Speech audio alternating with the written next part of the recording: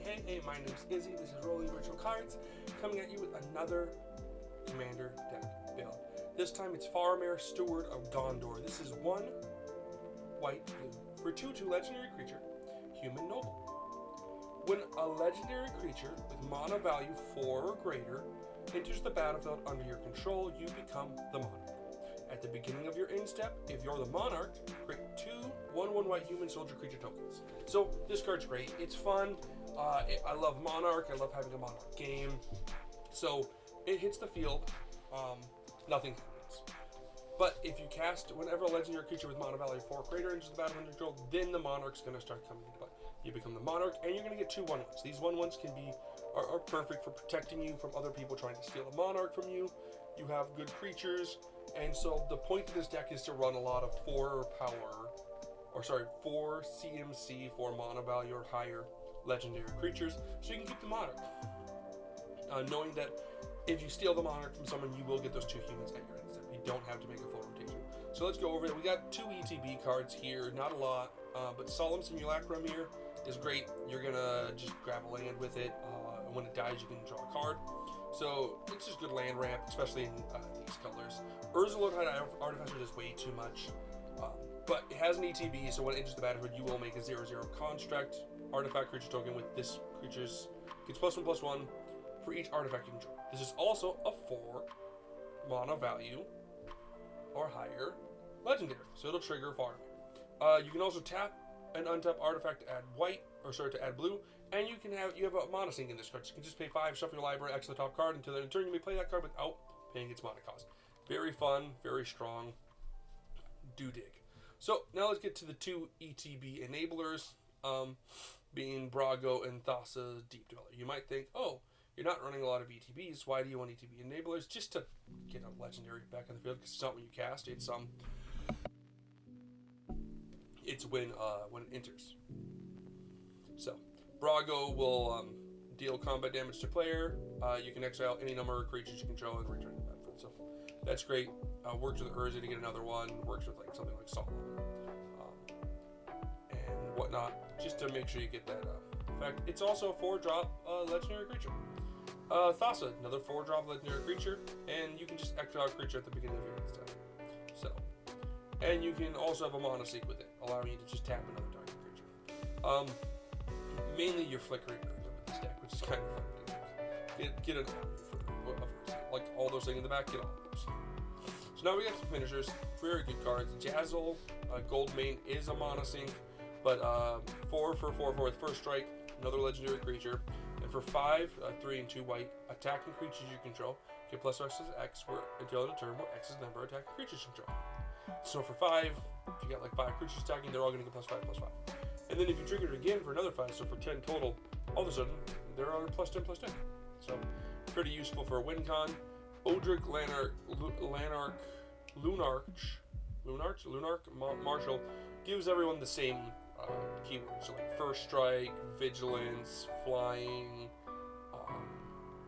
indestructible, stuff like that. The other Odric Master Tactician, has first strike, but when it attacks and at least 3 other creatures attack, you choose which creatures block this combat and how those creatures block. So you can just choose not to have people block, which is normally what happens, but you can also help it be removable. So like you can force people to block, like that small guy block here and that person here, so you can kill stuff if you know you're not going to win. But Elish Norn, Cinnabite is another great finisher. It gives your creature +2/+2 and kills off all your other opponents' creatures, making them -2/-2. So if they don't die, they're at least smaller. Magecraft, we got 2 of them.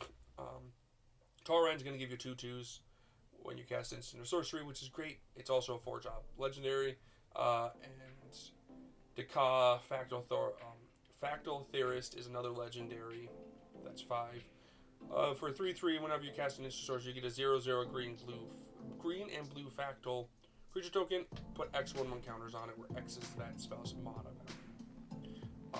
And 3 and a white or 3 and a blue target creature token can't be blocked this turn. So that's not a bad idea. Quite useful. And it's a sink because you can just make it so that a bunch of tokens can't be blocked. So ramp, Soul Ring taps for it's 1 colorless to tap for 2 colorless. Wait for a Bauble is a colorless to go find a land for 2. Arcane Signet allows you to just tap for any color.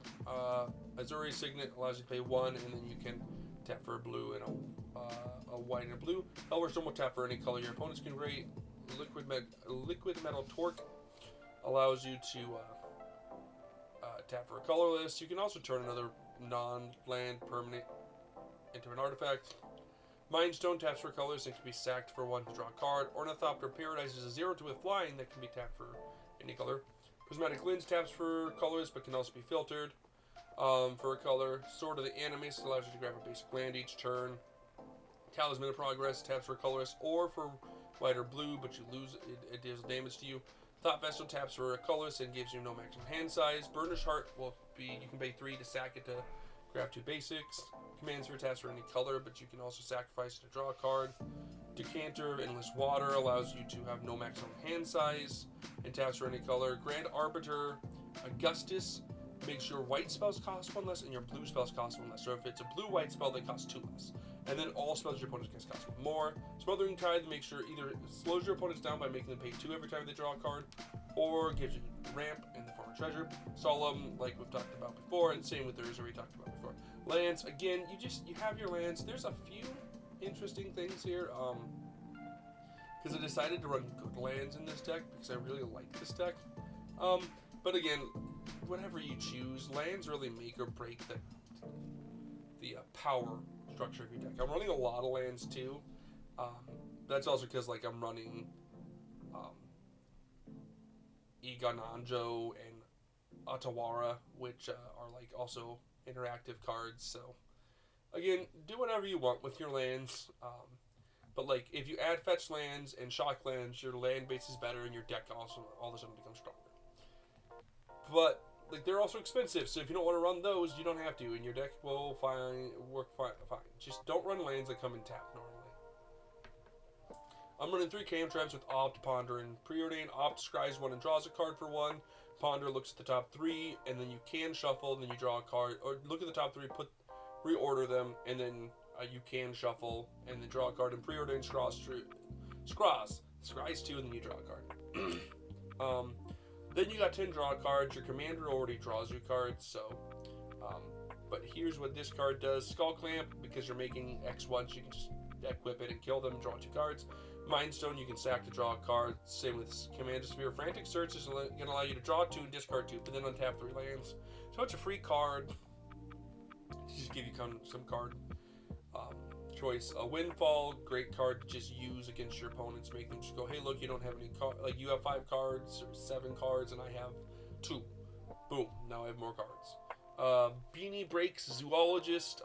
It's got Convoke, which is cool, but it also, at the beginning of in-step, if you create a token this turn, draw a card, you can time it so that the effect goes after, will resolve after you make a token off your commander, which is useful. Bengara the Diplomat will draw you cards if an opponent attacks you with 2 more creatures, and will draw you a card if an opponent casts their second spell each turn, which also triggers on your opponent's turns. So know that. So like if it's or even on your turn, like if it's your turn and 2 of your opponents cast 2 spells, you're drawing 2 cards. Padim will give you again. These are also all 4. These guys, like a lot of these are also like not the lands, but these both are 4-drop legendaries. This is another 4-drop legendary. And artifacts you have hexproof, good. And then at the beginning of your upkeep, if you control an artifact with the highest mana value or tied, you get a draw card. So a lot of times, like it's just the 3-drop ramp that's the highest thing. It just helps you. Or like Solemn, Arcanus the Omnipotent is great because it's a 6-drop legendary that taps to draw 3. You can also return to your hand for 2 and 2 blue. It's protection, I guess. Poor protection, but. Now we got Interaction 19. An offer you can't refuse, counter target non-creature spell, and that controller gets 2 treasures. You can technically use this on your own non-creature spell to make treasures. It's a thing. Path to Exile is interesting. Path and Swords both just exile a creature and do something. Path lets them grab a land. Swords gives them life. Pongnifying Rapidization pops a creature and gives them a 3/3. Swan counters an enchantment, instant sorcery, gives them a 2/2. Arcane Denial counters anything that allows them to draw 2 with the next upkeep, but you draw 1. Counterspell counters anything for. Dovin Veto counters anything, counters a non-creature spell, and Dovin Veto itself can't be countered. Lightning Greaves and Swiftfoot Boots are both just protection for your commander. Negate counters a non-creature spell. Reality Shift exiles your creature, and then makes them manifest, which can also hurt them. Generous Gift pops anything, gives them a 3/3. Propaganda makes them pay 2 to be able to attack you per creature. Vincer Shaper Savant is another 4-drop legendary. It has flash. You can do this on your opponent's turn to steal back Monarch, which is funny, so that they don't get the effect. And then when it enters the battlefield, you can turn target spell or permanent to another's hand. So you can use this to stop a spell they're casting and make them have to recast it for mana, or you can use this to just return this creature they control as some type of permanent. Steward command. I hate this version; it's hard to read. But you can choose 2. So destroy all artifacts, destroy all enchantments, or destroy all creatures with converted mana cost 3 or less, or destroy all creatures with converted mana cost 4 or greater. 3 or less is probably pretty good for you. You lose your tokens, but you keep all your 4-drops. And then popping all artifacts or enchantments. So Farewell does like the same thing, except it's exiling, and you can choose 1 or more artifacts. You can choose enchantments, creatures. And then Elish Nord's technically a wipe. Legendaries, yeah, you have this whole legendary thing. One of the legendaries here, some of the legendaries here that don't fit other places. You got something like Limvala, which just is a sax piece. It stops your opponent from activating creature effects. Mandrake doubles the tokens, so that's going to double the tokens you make off your commander. There's your mana sinks, which is just good to have in a control deck where you can just like activate something. Your protection, we went over most of them. There's 2 more here. One being Buried Steward of Argov. They had to pay 1 more for each creature attacking to attack you or planeswalking control. It's a 4-drop legendary, and this is another 4-drop legendary, and they can't activate, or they can't cast spells or activate abilities of artifact creatures or enchantments on your turn. And then when it attacks, you get X/1/1 color soldier or artifact creature tokens, where X is the number of soldiers you control. And since your commander's making soldiers, you tend to get a lot of soldiers out of it. And you already went over the stacks pieces. And for tokens, Anointed Processions, another one that's just a token thing. That's all it does. Did I not put this? I didn't. There we go. This just doubles tokens. And God Eternal Ketra is another legendary. And when you cast a creature, you get a 4/4 legendary, 4/4 zombie warrior with vigilance, which is great. So overall, the deck is like a control deck that runs the 4-drop legendaries, 4-drop or higher legendaries, to get Monarch back, to keep that control, and to just slowly grind the game out, getting more and more soldiers that you can use to beat face, use to draw cards, get more 4-outs that do more stuff. You can really focus the deck however you want. But I went kind of more generically good cards for that just help you control. So yeah, I think it's really fun. You definitely want to choose Faramir as your commander if you like Monarch and you like legendaries. So if you want a Monarch control deck, this is like the Monarch control deck in these colors. That's the thing. Like, there's not a 5-color Monarch deck out there. And the other Monarch control deck doesn't have blue.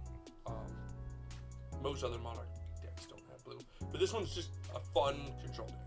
You get Jar Draw, you get humans, you can beat face.